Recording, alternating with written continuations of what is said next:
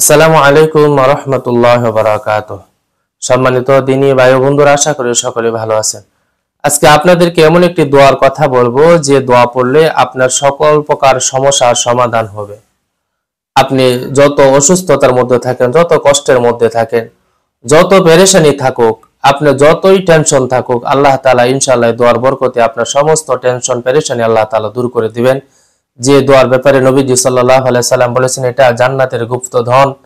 যে দোয়ার ব্যাপারে আরো বলা হয়েছে যে কোনো ব্যক্তি যদি এই দোয়া 100 বার পাঠ করে, প্রত্যেক দিন এই দোয়া যদি কোনো ব্যক্তি 100 বার পাঠ করে, তাহলে আল্লাহ রাব্বুল আলামিন ওই ব্যক্তির 99 প্রকার রোগ থেকে আল্লাহ তাআলা হেফাজত রাখবেন।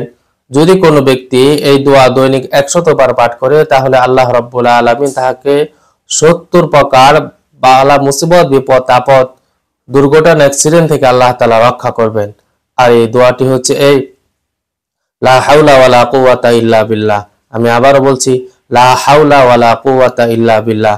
এই দোয়াটা যত বেশি পারি আমরা ইনশাআল্লাহ পড়বো।